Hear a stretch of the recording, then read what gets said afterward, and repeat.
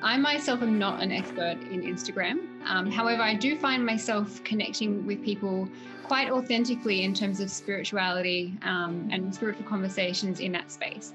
And so my question was, well, how can I use that enthusiasm that I have more effectively? I don't have like a professional business or anything really that I'm using Instagram for. It's just me putting poetry sometimes, or maybe a photograph, or expressing emotional frustrations with the world. And so I just thought, how can we learn a little bit about how this platform works? And it just so happens that Jamie Jean is one of those people who knows a bit more about that. So Jamie, do you want to share us a little bit about what you do and what angle you come from?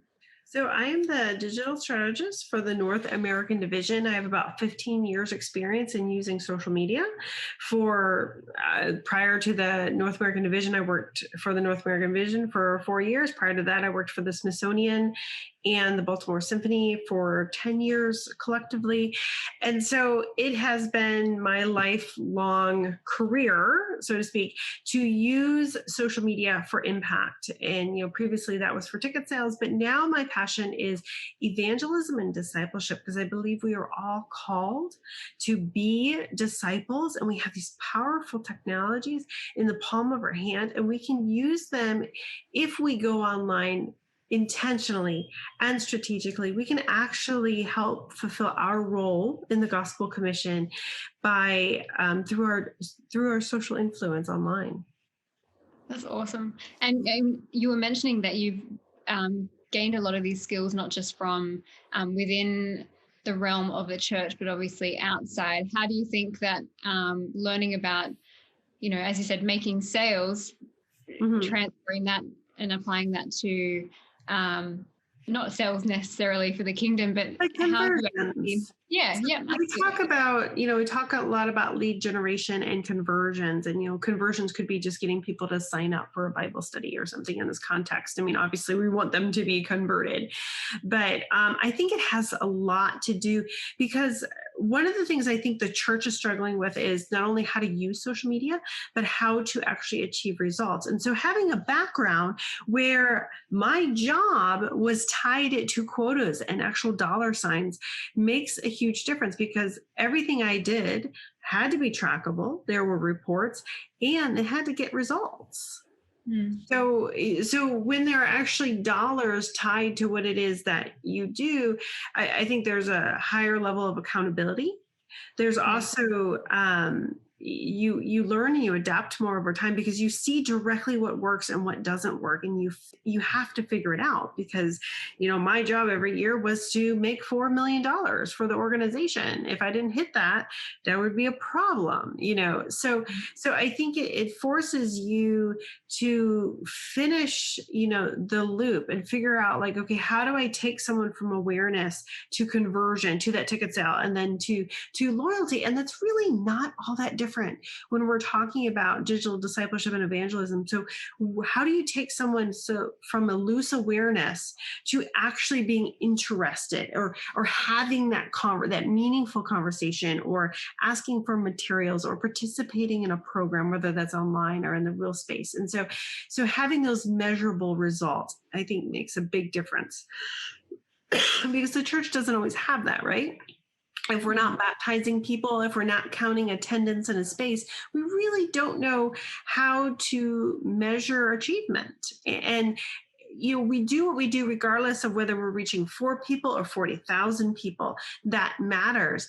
But if we want to be good stewards, that means we must measure, we must track, and we must understand what is working and what is not working, so we can better, basically move forward more strategically. And so it's really a matter, I think, of stewardship, but also accountability, because too often, unfortunately, in the church, there's a lot of well-meaning people who do things because they think they should do them.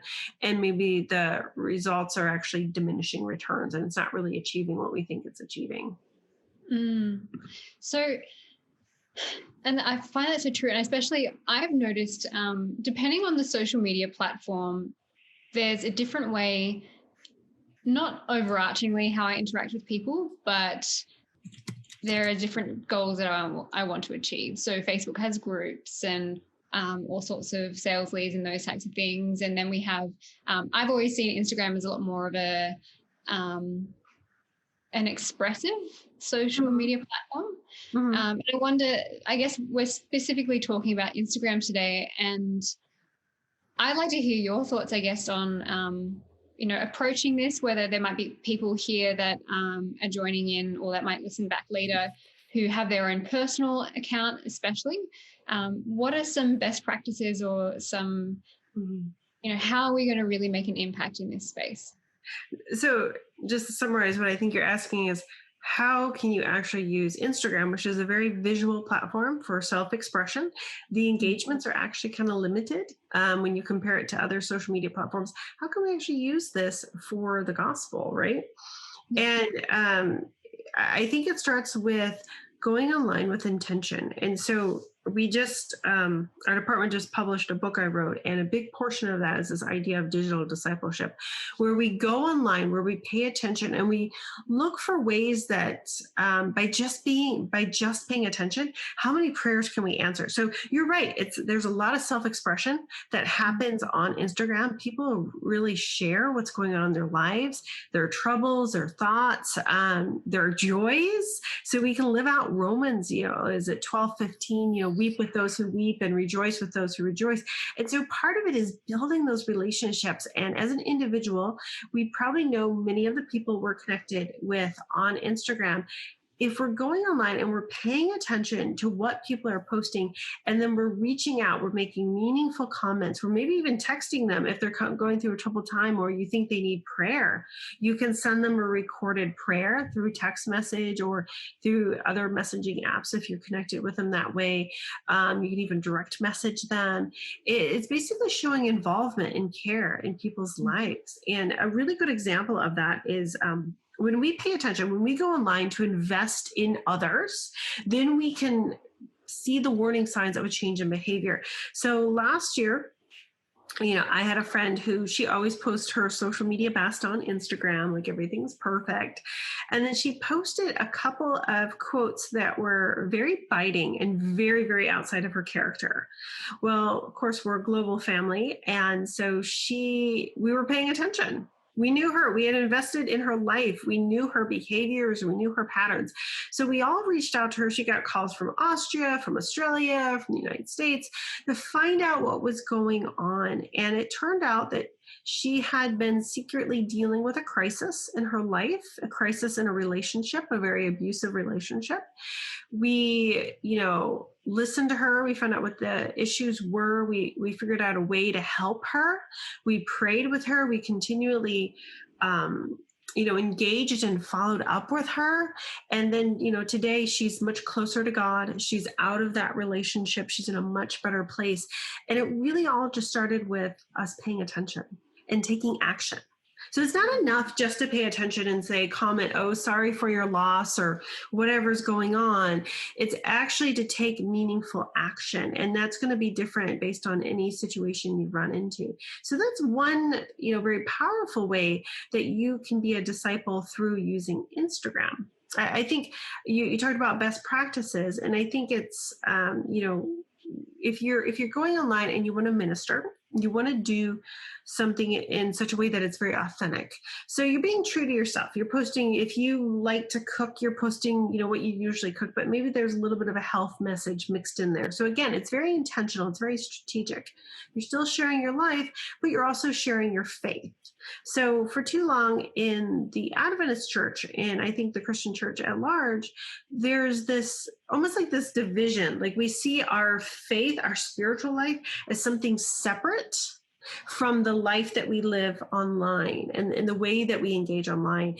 And we really need to actually bring our faith into our digital influence and start sharing our day-to-day, struggles, our devotions, what inspired us. Again, it's about being intentional. It's about putting Christ or God on display in our everyday lives and through the ways that, we're expressing ourselves online, because there shouldn't be a division, and I think our current climate right now is a wake-up call, because for so long, we've like, you don't do faith, you don't do church online. Like there's this division here, or that social media might be inherently evil. And at the end of the day, it's a tool. And when we talk about digital discipleship, it's essentially word of mouth marketing, if to use a marketing term.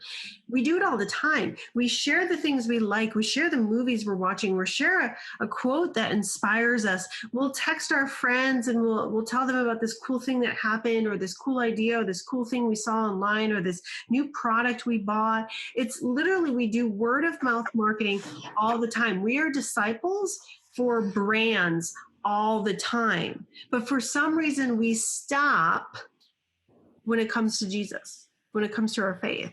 And so when we talk about digital discipleship, it doesn't matter the platform. It's do the thing you are already doing with your friends in the way you socialize using these tools, but do it for the kingdom. Does that make sense? Yeah. And I think that was a very clear thing. I experienced this, and I do want to draw attention to it for a moment, because there's a lot of kickback and attitude that's, it is necessarily steeped in fear of how social media can impact us. And one thing in terms of, I encourage people to tune in on this, because I was saying social media, yes, it's a place where we go to meet people that may be seeking for answers that the world alone can't give them. I tend to think of social media as the cities. I know that, Ellen White and so much, even Jesus himself, he did so much of his ministry was done in the city itself. And yet, and on the side of that, there's a lot of conversation about, well, we're not to necessarily dwell in cities or this type of thing. But social media is, for me, the city, because it's where people are. It's where people are connecting. And we can so easily access it. I mean, they had no idea probably 100 years ago that we would have such an into people's homes and into people's lives and into other places all around the world that we don't necessarily have to go to. And so, yeah. Sorry, go on. Pick up on what you said about the cities.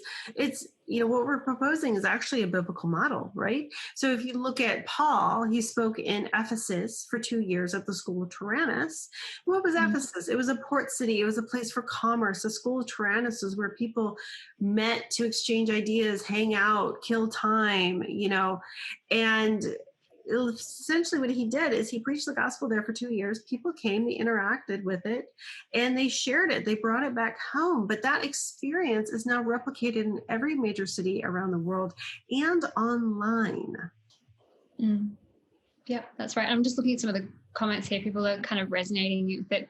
I just wrote a comment. I remember a couple of weeks ago when we had that interview with the large group from the Philippines. Pastor Williams Costa mentioned that if we just, he doesn't look at his followers on Instagram or Facebook or Twitter as mere numbers. Like you were mentioning before, Jamie, in the corporate world, you had to make $4 million a year. So the followers meant numbers in terms of dollars for the company.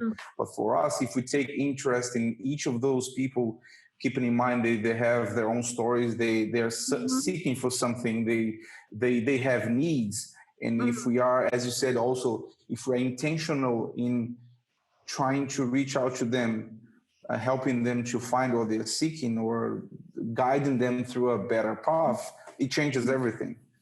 Well, yeah, and you're exactly right. Every view is not a view. It's a human being. It's a human being who you are spiritually feeding outside of the confines of time and space of a church building. And right now we have to figure out how to do church without the church buildings. And that's extending this community. And every view, every like, every comment, that is a human being that is on a spiritual journey. And we have this really powerful opportunity to follow Jesus's model, which is, what did he do? He looked for ways to attend to people's physical needs, their spiritual needs, their emotional needs. We can do that. People share so much online on their Instagram accounts or whatever platform. They share, their emotional states and what they're learning for any other needs, any distress. And then after taking care of those very real felt needs, he then bid them come and follow. We as a church have been using social media, like our messages come to our next event. And the God's church is 24/7, and it's not about coming to events, especially now. It's about meeting people's very real felt needs and listening. Like, social media is such a great listening tool. And yes, Instagram is a very visual medium, but people share so much, their emotion, their stories. They're really powerful stuff that people are sharing online, and they want that connection. And, they're also looking for connection. So when we share content that improves the lives of others, that uplifts their well-being, and we provide those opportunities to open a conversation to talk about our faith, then we are being digital disciples in those spaces. Mm. There was a point that was made about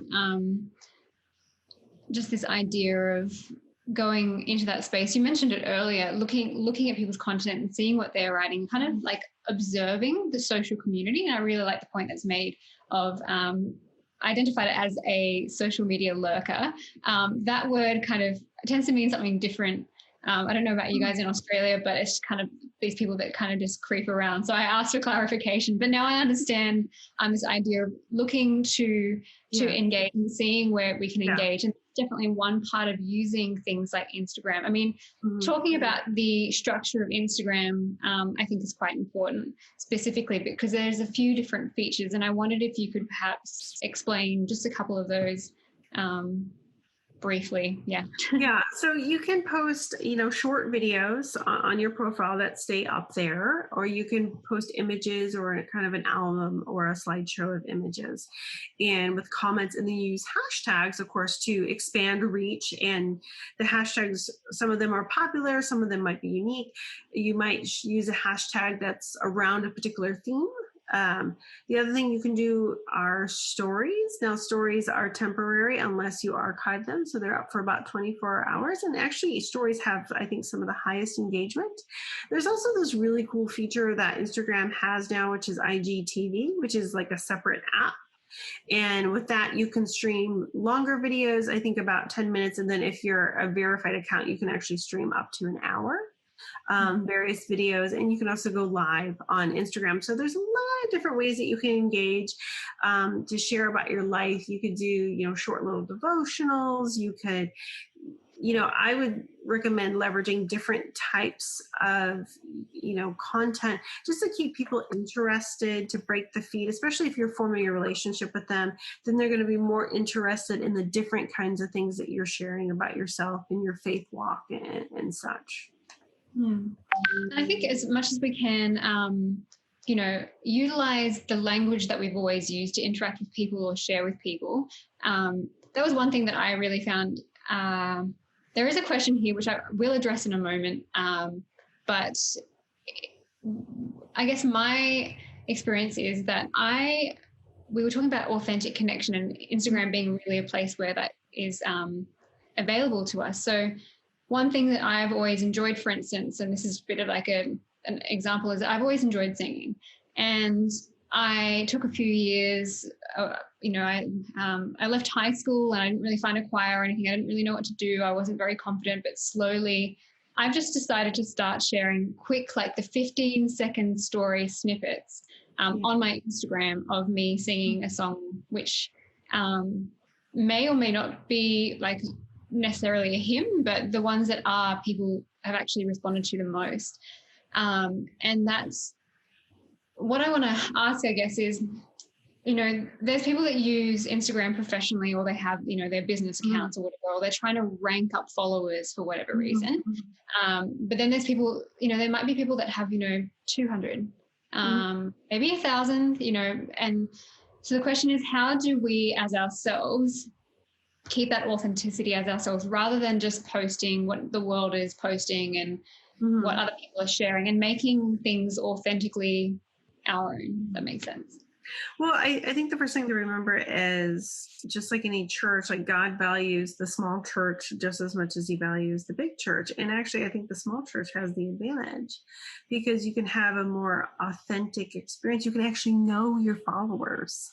Whereas those big brands, yeah, they can have 1 million followers, but they don't have the slightest clue who those people are. And they're not necessarily investing in their lives, and they're not really able to truly engage and keep track of those engagements. Whereas if you're just, an individual with 200 friends on Instagram, and those people, you're interacting, you're sending direct messages, you can follow up, you can pray for them, you can actually build a relationship that means something to these people, that provides connection. And you could be their potentially one source of spiritual content, their one Christian confidant that they have in their lives. And so, I would say as a best practice to keep it authentic and keep it small is don't go after the numbers. Don't go after, change our view of success here. We have to redefine success. And that is, post content. When you post content, don't just post it to post it. Don't just post something because you need to post something that day or you feel like posting something. Ask yourself, how will my audience be impacted? How will they change? How could this impact them? Like, what story can I tell that will give them something to think about or cause them to feel something? So you're looking to emotionally connect with people in a very real and authentic way.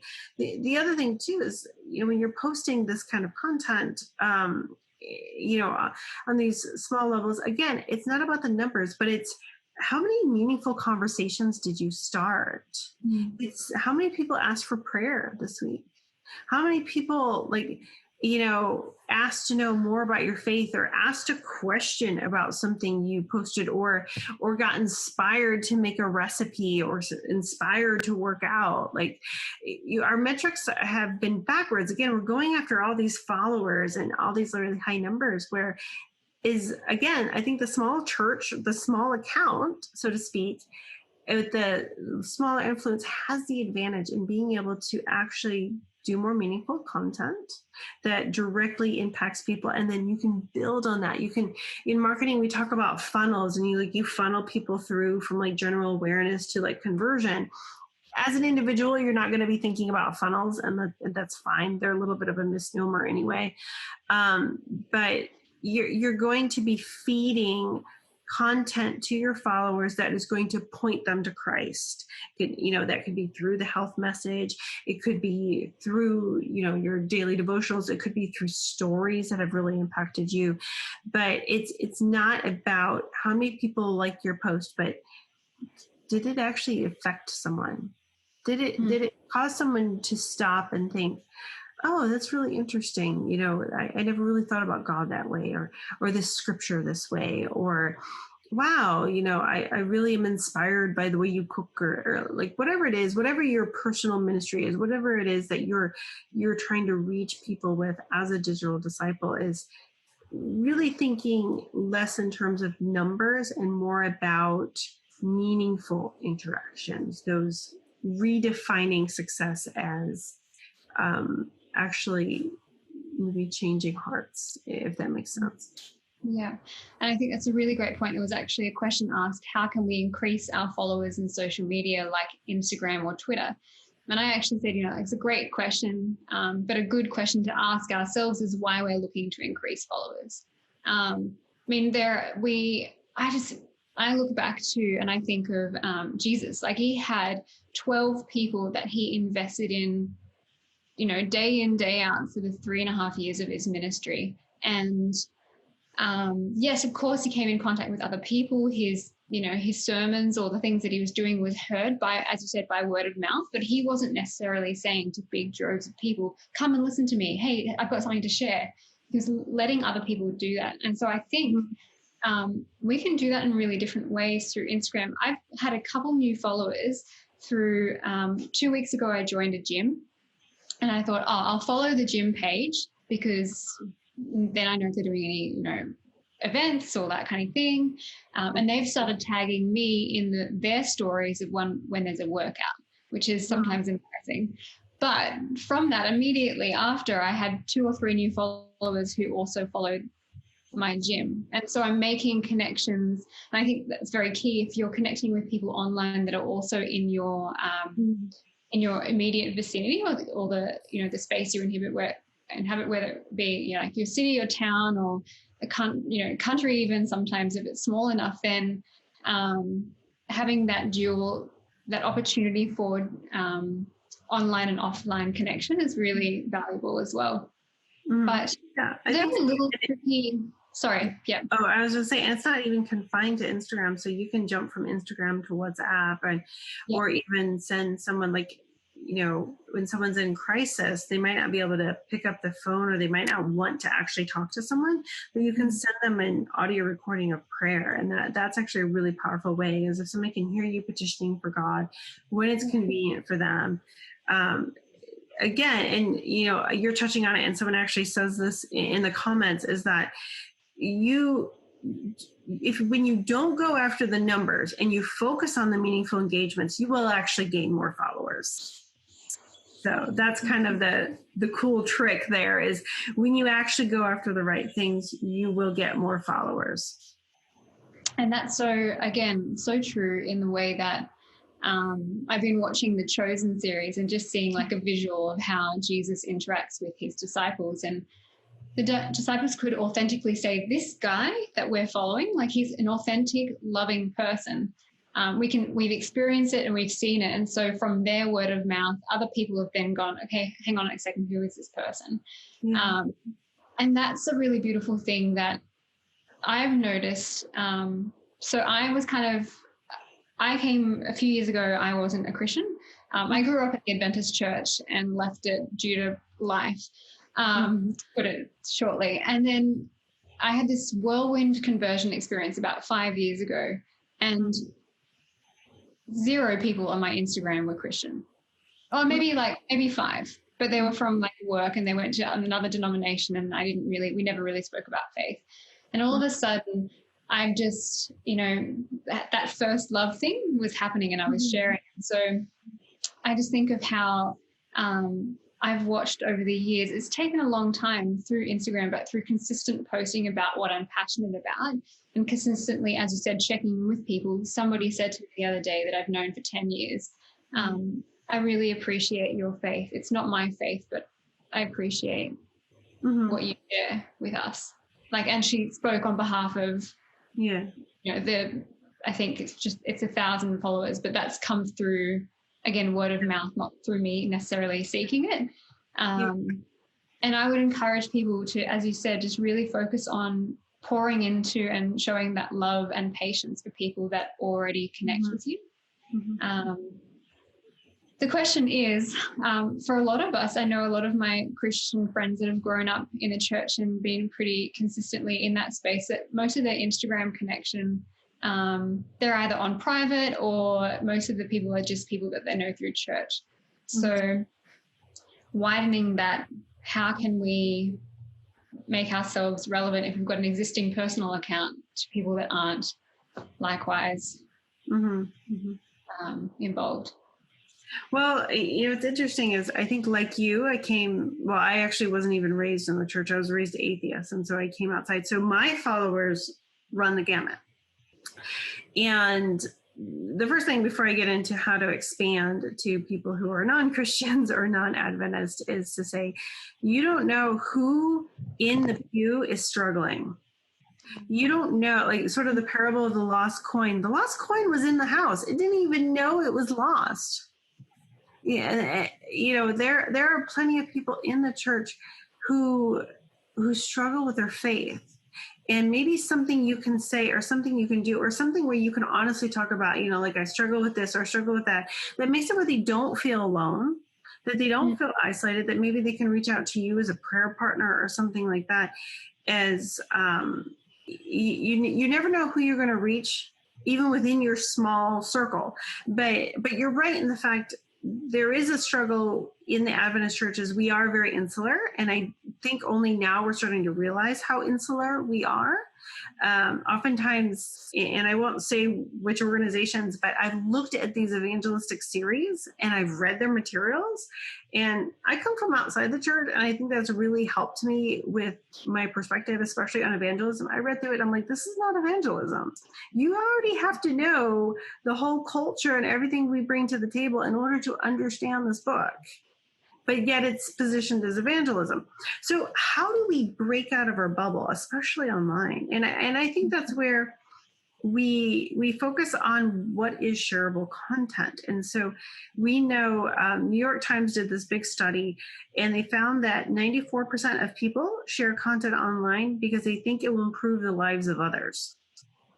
The church body, as well as corporately, should be the leader in creating content that improves the lives of others. So if you create shareable content, it's going to have a ripple effect, and you are going to reach beyond the confines of your bubble, if that makes sense. So if you're creating good quality content that impacts someone, they're going to scroll, someone will scroll through their feed, they'll, heart it or whatever, or they'll show it to a friend or something like that.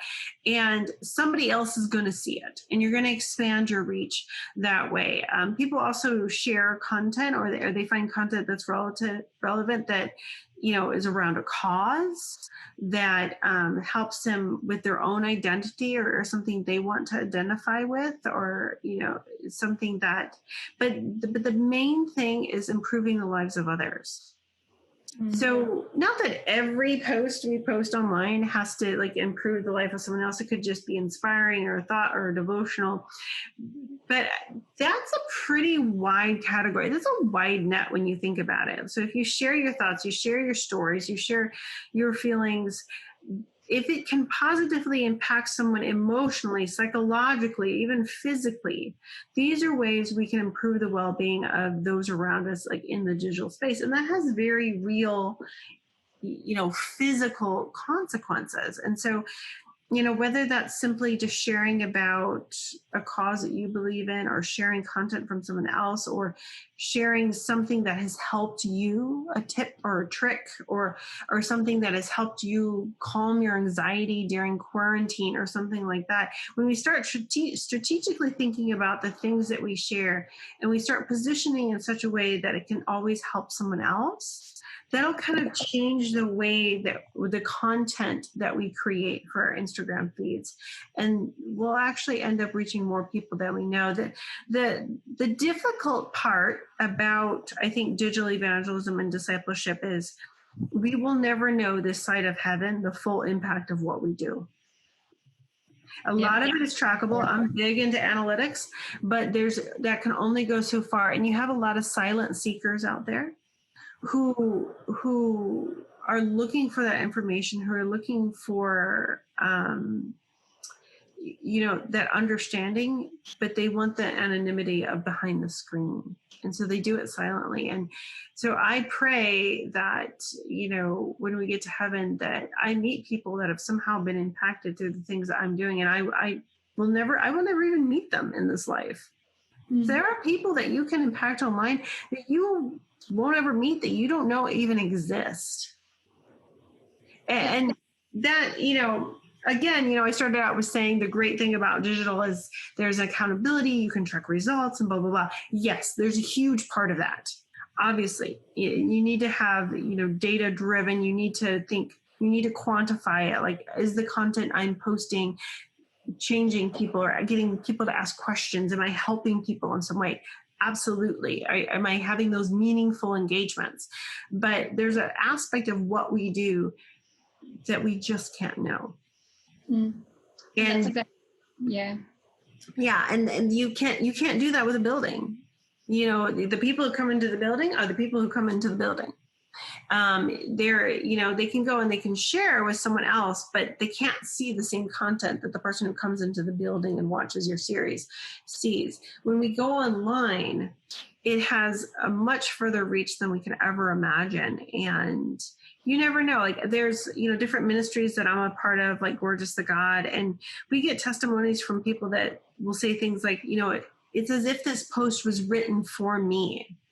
Mm-hmm. And it's amazing what the Holy Spirit does is oftentimes this content we send out, and maybe for us, it's like, maybe it'll be okay. It's fitting a need based on the research we did. But then we get the feedback that comes back and people say, this is exactly what I needed at the exact right time. So we shouldn't underestimate the role of the Holy Spirit. So we might send something out that we don't think really has as much impact, or we might not realize that other people would care.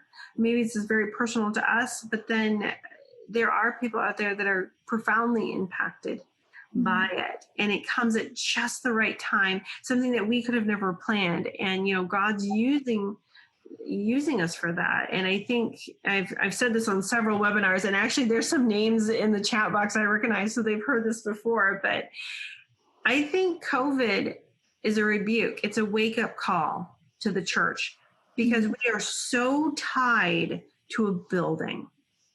We don't know how to do church. We don't know how to do a community away from a building. And in the first century, Christians took the gospel to further lands because they were fleeing persecution. And I think so too today, we have to go to the digital mission field out of necessity, because we can't go knock on people's doors, and that wasn't really working anymore anyway. But we can't go into a building and connect with people the way we used to. Or even if we could, you have to stay 6 feet apart and you have to wear a mask and you're not supposed to touch each other. Like, if we are to carry this message, if we want our church to be relevant, then every means necessary, we must use the tool that's in our hands. And if you're on Instagram, that tool is Instagram. That's really interesting. Somebody's mentioned here, I think Brian said that this idea of sharing your struggles and how actually valuable that is. I think, you think of like the demoniac and the idea that, he went running through, and you think of the lame man that got up and he went walking and leaping and praising God. And part of that is that their struggles were out in the world for people to see before they experienced the healing. But their transformational story that people visually witnessed was so valuable. And for me, like at the moment, what I'm sharing about is grief and trauma. I did I shared last week on a young adult Instagram page for, it's based in Australia, but it's international. It's called Waymaker TV. And I talked over on the stories about trauma.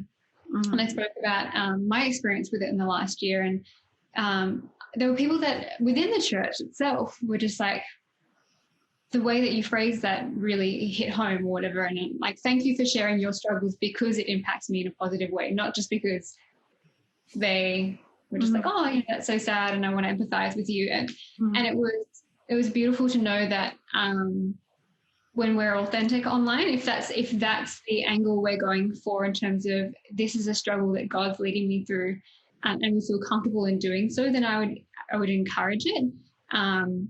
And I also think that it allows you to, and I want to quickly get into this before we kind of wrap up, but we've talked about building community and how we do that authentically, and often it happens through word of mouth or through tagging one another.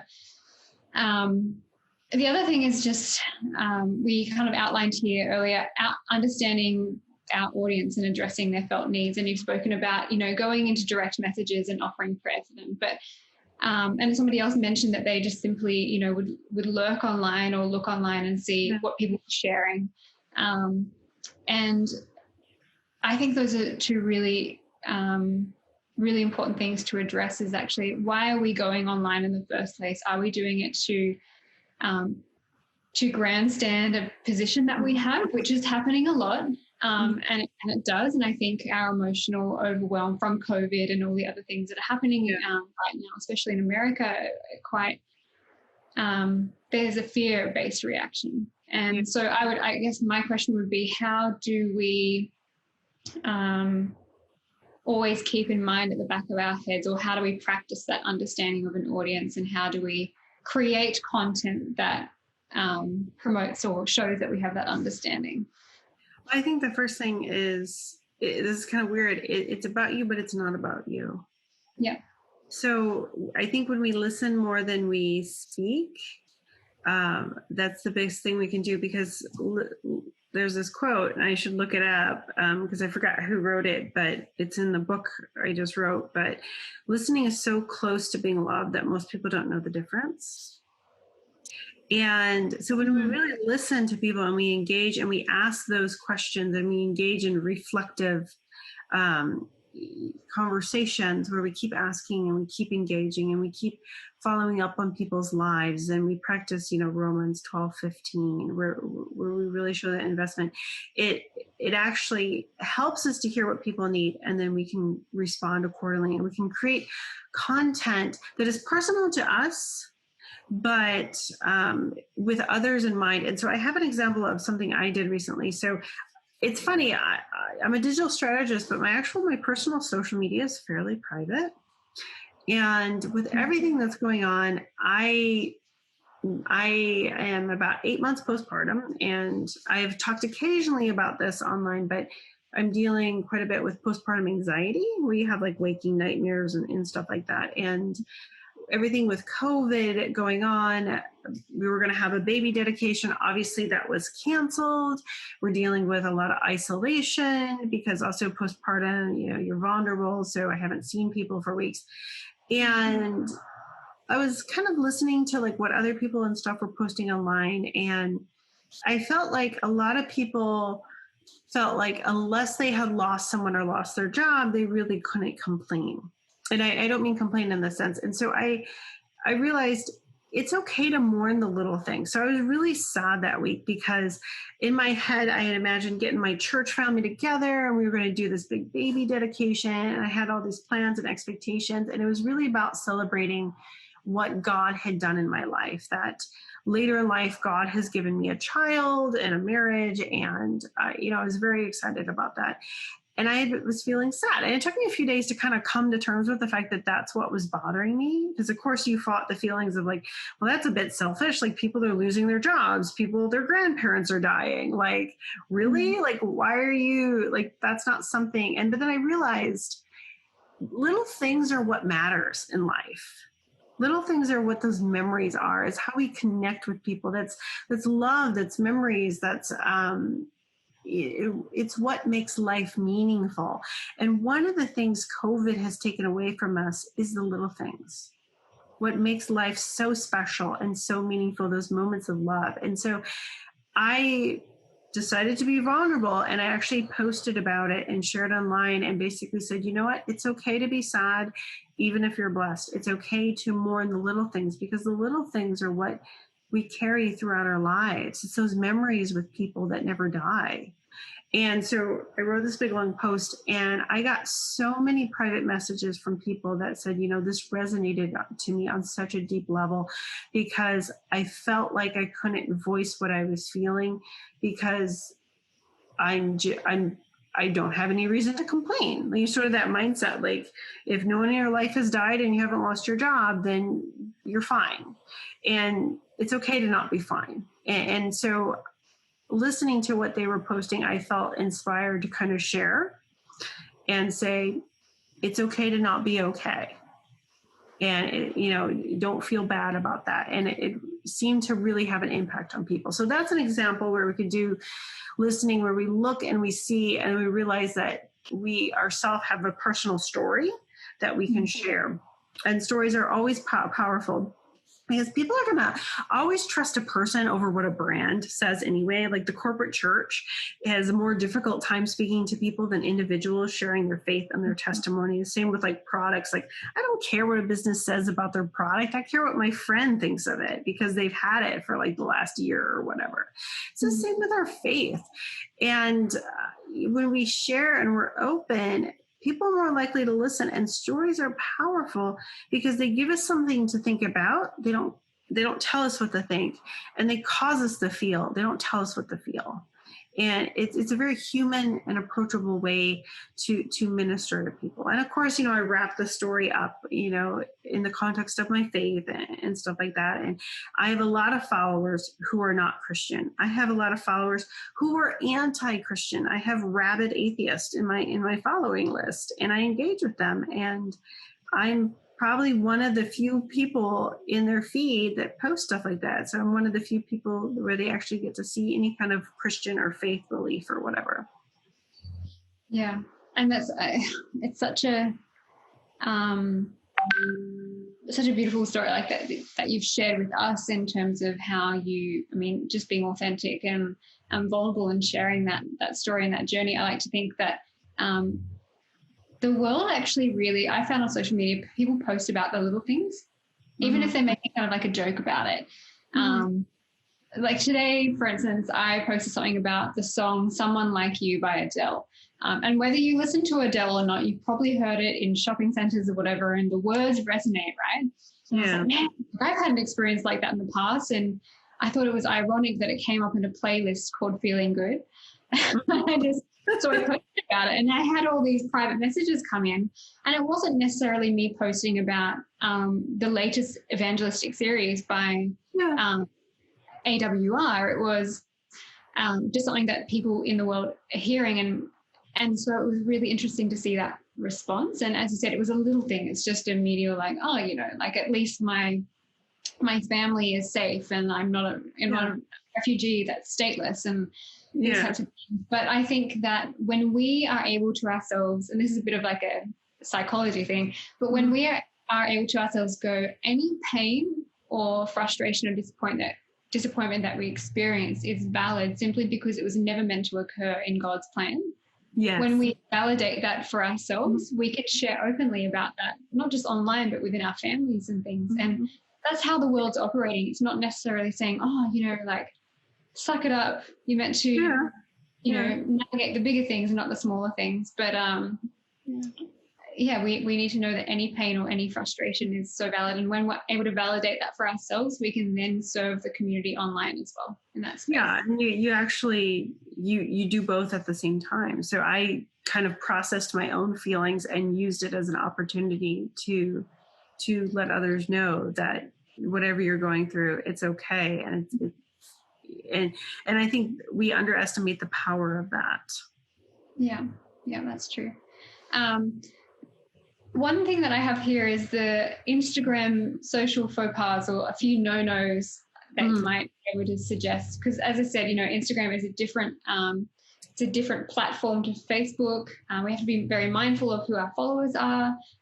Some of the features, you know, you're talking about stories or what are some things that you probably suggest Instagram's not the place for, or social media in general, maybe?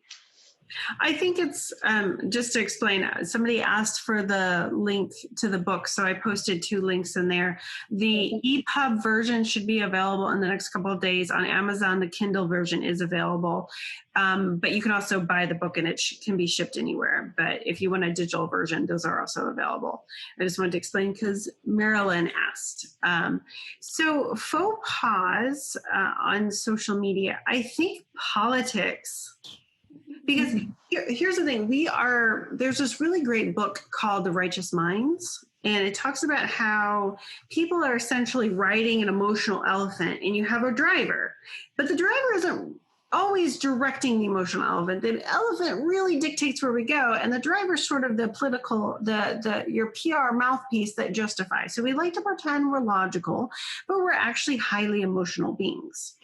And then we use our mouthpiece, our words, to rationalize oftentimes our feelings and the way we respond to things. Now, the reason I'm saying that is in the context of politics and stuff.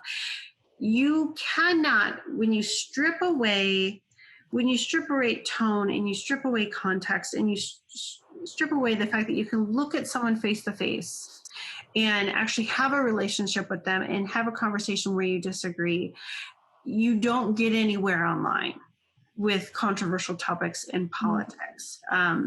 Its causes are different. You know, I think it's important to support causes and, you know, the way certain movements and stuff are handled. But can you define, the difference between causes and politics, like an example of what that might be? Well, I think, you know, when you're bringing awareness to situations like, you know, feed the hungry or crises that are happening or some of what's happening in the United States, I think it's fine to bring awareness to things on social media. That is what it is for. It's a very powerful tool. It's a very powerful educational tool. But when you use it to debate with people and engage with people who have different beliefs than you or different perspectives or different experiences than you, it's actually not productive. And again, this is where I say, don't get into politics online. Tell a story. So you can achieve your goal through stories. And there's this really powerful parable. And in the context of, I know I'm talking to people all around the world, so I'm not going to make it super like US centric, but in the context of politics or any times you have very polarized conversations, there's this parable. It's a Jewish parable. I'm half Jewish, so it's something I grew up with, and it's a parable of truth and story. And so Naked Truth was traveling from village to village to village, and he kept getting basically cursed at, objects thrown at him, and chased out of every village he came into. And he just wanted acceptance. And so he's basically sitting out on a log away from the village that just chased him out and abused him. And he sees Story come into the village, clothed in beautiful robes and just dazzling. She goes into the village and they love her. Everybody loves Story everywhere she goes. Well, Story leaves that village and she finds Truth crying. And she asks Truth what's wrong. And Truth says, well, nobody accepts me anywhere and they hate me. They hate me. And Story takes pity upon Truth and gives Truth some of her beautiful robes. And then from then on, Truth and Story travel together from village to village, and they were accepted and they were loved because Truth clothed in a story is much easier to digest. And this is a biblical concept. How did Jesus tackle really difficult topics? He told parables. Parables are stories, and it gives people, they're easy to remember, but it gives people something to chew on, to think about. It causes them to feel, and it can actually, stories are so much more powerful in changing people's minds than having those arguments online. You will chase more people out of the church in an attempt to win your argument than you will ever achieve you will not achieve your goals by arguing with people online. And just that example of Jesus doing exactly the same thing. I know that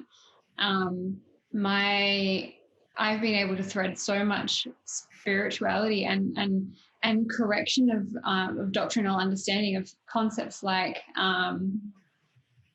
the state of the dead. Just sharing, my mum passed away last year, and I've been able to share, like, I love, one post was like, I love the fact that right now my mum's not suffering in a place of burning, nor is she watching down on me, wondering whether I'll navigate life, in a safe, or, having to go through the eternal pain that, and God, in a sense, keeps on going through when he sees us making choices against things. I love the fact that she's in rest, and I explained how that gives me peace, and being able to share that through the story of having lost her. But I was able to actually point people who, from a myriad of different perspectives, people outside of the church going, I don't want to believe that because you believe in an eternal hell, or, all these types of concepts. And so, I've had people from other denominations, people from our own, people from outside of the church say things like, hey, thank you so much for I had no idea that the Bible said that, or as an Adventist, I had no idea that I could explain the state of the dead in that way. And so when we do that through stories, like Jesus, he used the word, Lazarus is asleep, at first. So then he had to kind of punch it out and say, look, he's dead. But it's just this idea that we can use, as you said, stories and parables or proverbs and things like that to explain such worldwide truths. And whatever comes out of the Bible is truth. So we've got to keep that in mind when and how we share it. That's a really important point. I know that let's just take, for example, the experience of George Floyd and things that are coming, that grand sense of awareness of what's going on in America. And I know a lot of injustices existed for a long time, but that was, for me, I've enjoyed so much more sitting back and just watching videos of what people are sharing, conversations with pastors who are having a panel such as this and explaining how they don't, they were unaware of certain things, or they've kept their mouth shut for a certain amount of time, or whatever it is. And I was so much more comfortable and felt impressed upon, like, my own heart to change whatever I can in response to actually loving people more authentically. through watching that than it was through keyboard warrioring. So yeah, yeah, the keyboard warriors, plot twist, it fails every time. And so don't do it. And someone said, Shadrach is saying, true, involvement in politics actually polarizes it. And we end up sympathizing with one group more than the other. And eventually we fail to reach all. And so that book, The Righteous Minds, basically the conclusion is if you want to break down these barriers, is you have to build relationships with people who are different than you. And we don't do that by arguing online. And that's actually, I think that's so relevant for us today. And exactly what you said, like when we focus on building the relationships, we build those bridges of understanding instead of just shouting at each other. Because when two people yelling at each other in all caps, like nothing gets heard. And I think one thing to remember is jumping into this, it's such a online space can be quite a traumatic space for us. I don't want to don't underestimate the power for something that you come across to throw you into an emotional response. And you might feel it in your body, you might feel it in your mind, you might immediately cry or get frustrated. And I think we should apply as much as we would apply going into a place that is not God's territory per se, such as, cities and navigating, whether a ministry be like feeding the homeless, or whether it be taking care of people impacted by drugs, or whether it be addressing, gang violence and that type of stuff and having a ministry for that. We need to approach this prayerfully because of the fact that just as we're interacting with people of many, such a myriad of perspectives of life, and that we all kind of have that natural tendency to want to jump in there and say, no, but this is what it actually means, or this is the truth. For us to actually prayerfully go, hey, God, protect me from what I need to be protected from, and set a shield before me as I go into this space that is not my own territory, or it's not my own, navigating what do I share, what do I not share. Really let the Holy Spirit lead in that, I think, is a huge thing too. Well, I think what you're touching upon is this idea of boundaries. And usually the person we have to set boundaries with is ourselves, let's be honest. Because we all, I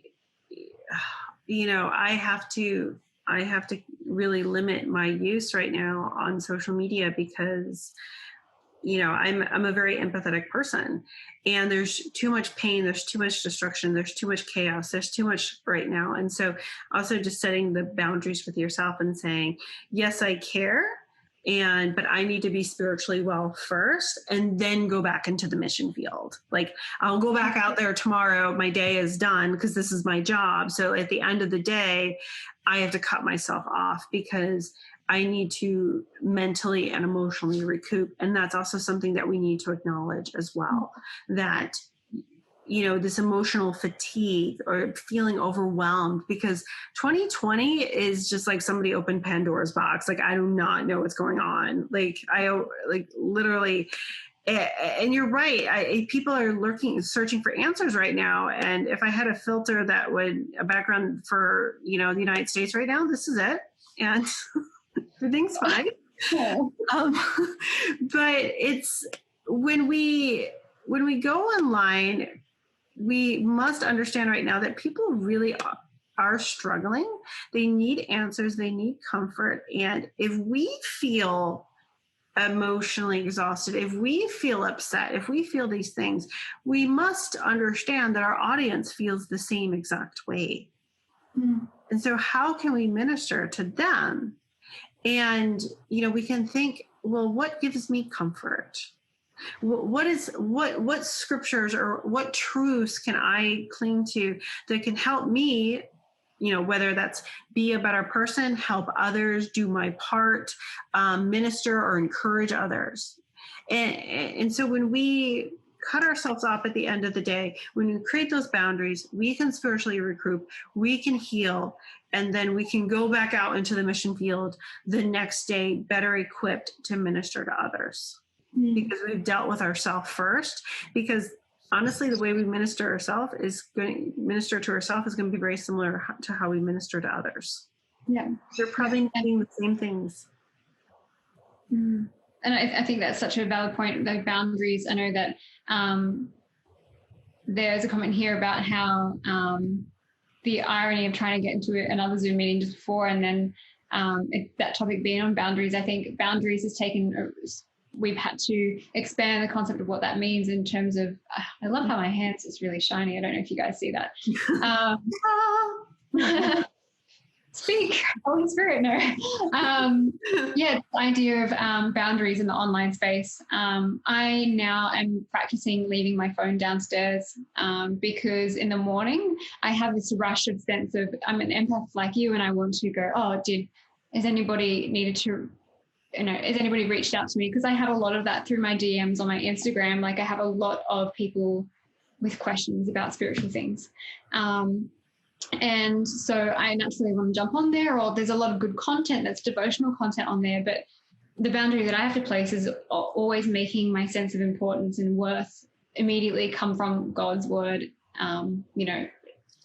just untampered with, not represented by another human, but just represented by the book itself. And so I would really encourage people in terms of having that social faux pas is actually, there's a danger, I guess, that we can admittedly get sucked into social media, and especially with COVID and everything, the use of phones is up like hours upon hours a day. So to value, there's one point of having in the comments here in the chat, just your eye health, super important. Yeah. But also it's just changing our mental health quite dramatically. So being very choosy and intentional, as you said, on how you use the social media, setting yourself maybe an hour towards the beginning of the day and maybe an hour at night, and just really being, okay, who am I going to intentionally connect with? Who can I see, and who is the Holy Spirit really leading me to create content for or to impact? And I think, yes, we can go to so many webinars and things like that, but also bringing back to it, knowing that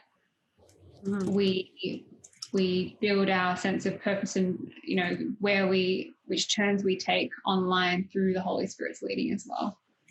Yes, exactly. Sorry, some people were asking about the name of the book and stuff, and the name of the book is Digital Discipleship and Evangelism. It's available from Advent Source and Amazon. Amazon also has the Kindle version up, and we're waiting for the EPUB and the Kindle version on Advent Source to pop up as well. But the physical book's available, and on Amazon you can get the Kindle version right now. And then in a few days, EPUB should be up. And here's a question as well for you. I know a couple of people have asked for our Instagram handles. I'm happy to share mine, and I'll actually do that. But are there any other accounts that you would say, hey, this is a really good example of somebody that's making an impact online? Should you choose to want to know about how to perhaps design a social media story, or how to personalize content, an existing post that the Adventist Church posted, and how to kind of reshare that but authentically. That's one thing. Called Praise Picks, which is, he actually wrote a couple of articles for our blog, sdadata.org. He has a big following, and he does like prayer sessions and all kinds of stuff on Instagram. So he's doing a really good job of ministry. Is that on Instagram? Yep, Praise Picks. It's come up with a clothing brand. Oh, no, hold on. Here's another question, just briefly, and then we might wrap up in about 3 minutes. Do you have set times and days where you would evangelize on Instagram? Well, I think it would be important to, well, it depends on your following. If you have a private account, you don't have analytics. But in general, wherever you are in the world, it tends to be later in the afternoon and evening when people are online. So that's probably the best time to post. But now with, we're still waiting for the data, because it always takes like a quarter before we actually get the new data. My guess is all the data and information I knew previously is probably all wrong now because of COVID.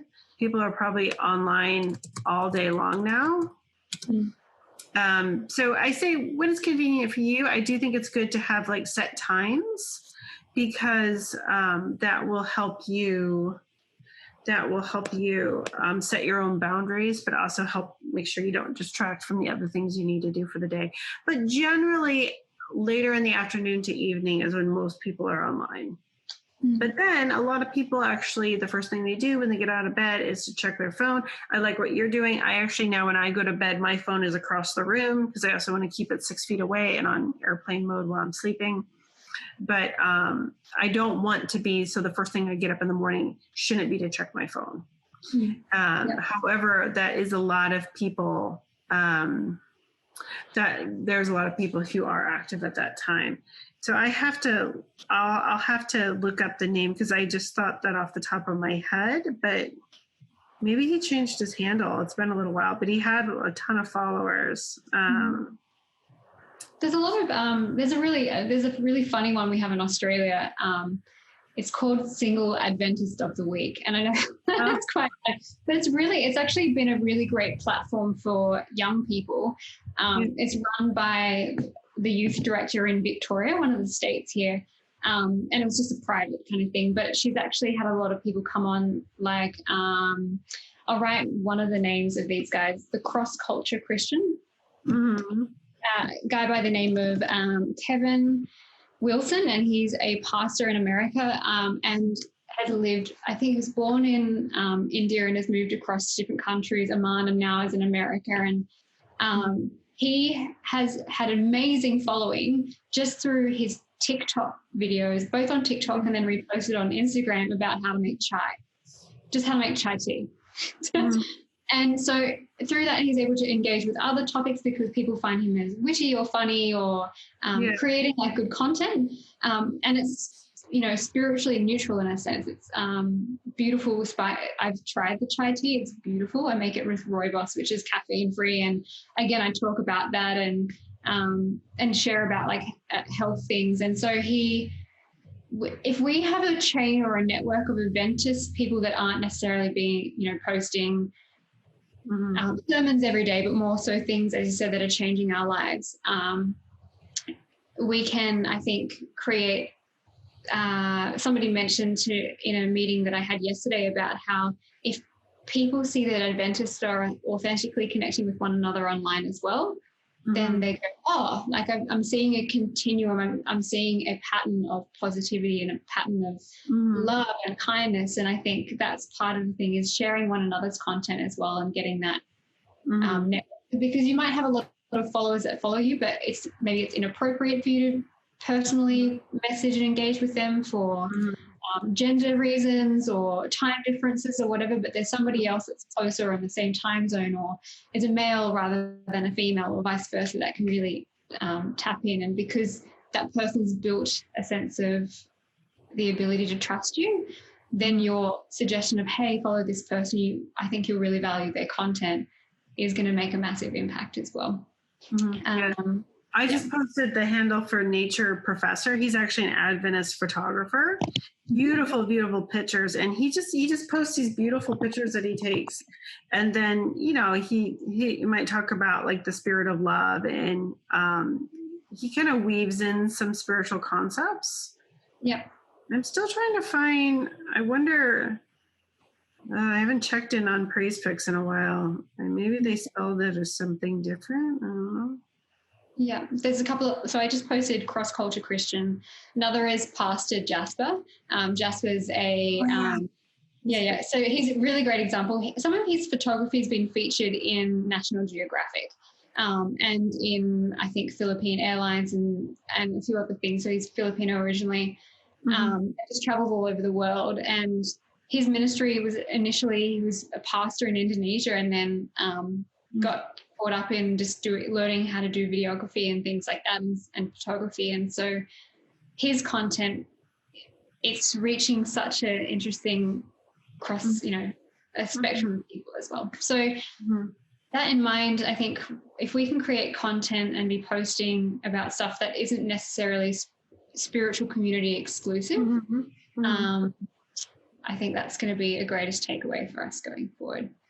Yes, too, because you let them know that you're human, you're just a regular person, but it kind of makes your faith relevant to everyday life? You know what I mean? Like, you can be whatever this person is, maybe a traveler and a photographer, but then how is that woven into, you know, how is your faith woven into that? And it also gives people somebody to kind of like aspire to and to look up to and be like, hey, this person has many talents and God is at the center of it. That's exactly right. I think that's kind of, we've probably expanded the time that we were intending to go through. Was there any last, like a final thought or a final encouragement or maybe a call to action for people that have tuned in today? I think a call to action, we need a generation, almost like I want to say like a benevolent rebellion. We need everybody who is using the tools and their talents, because here's the thing. We as individuals can do what the corporate church cannot. We just simply can. We can minister to our neighbors. The corporate church cannot do this. And our church started, you know, the Christian church started as a grassroots movement with churches and homes and spread throughout the world. The Adventist church started as a grassroots movement led, you know, predominantly by teenagers. We need to get back to that. We need to get back to that spirit where every member is involved and doing their part to share their stories and to share the testimony, because that is church. We unfortunately have sort of abdicated our individual roles to the professors, to the institutions, to the conferences, to the divisions, to the unions. And the reality is we're expecting too much from them. We're expecting them to do our jobs. And so this is why if we take the name of Christian, then we have a job to do. And this is our opportunity. And it's never been easier. We don't have to risk our lives right now. We don't have to even go anywhere. We can do it from the comfort of our home. You know, it's couch evangelism, basically. You don't even have to put on pants. You just need to charge your phone and get to work. And this is what we can do. And, you know, oftentimes I see young people and they're frustrated and they want their church to be relevant and they want their church to be doing certain things. And the reality is we're asking an institution to do what we should be doing. This is where we should lead. And if we want our church to be relevant, then we need to be our church. We need to make it relevant, and we need to claim our church as ours. Absolutely. Awesome. It's been so good to connect with you and to, you know, be prompted by the questions coming up in the chat and the question and answer. And I would encourage just to, somebody asked a lot earlier, what is the Facebook group? I would love to get some form of Instagram presence for Adventist digital missionaries. I know that there's an existing account that's run by an awesome lady by the name of Rachel. Yep, Rachel. And so she has the Digital Disciples Instagram and Facebook presence. There's a group for that as well. As for these specific, these webinars and things like that, if you want to find out more about them, you'll get that email, which you've already signed up for, and hence have the link for this. But also we have a Facebook group page called Adventist Digital Missionaries. And that's more specifically giving you guys challenges or like weekly things to do as a collective movement of how can I share existing content that the Adventist Church is creating or whatever it may be. And I'm going to look into creating some consistent Instagram content and teaching people specifically that want to know about Instagram, how can we engage with people and how can we set goals for how we engage and how we, how do we really figure out how to change how we're approaching Instagram to meet the needs, as we said earlier. So we just want to thank you again, Jamie Jean, for joining us, for sharing your various backgrounds from the office view that you've got there to the what looks like the gates of hell, really. It's a meme. Do you not know the meme? And if you guys have any more questions, I'm going to put a post up on that Facebook page so that you can jump in. So again, it's called Adventist Digital Missionaries. It's a group, so you have to ask to be part of it, but we can approve you as well. So thank you so much, everyone. Thank you. And thank you so much for having me. This was fun.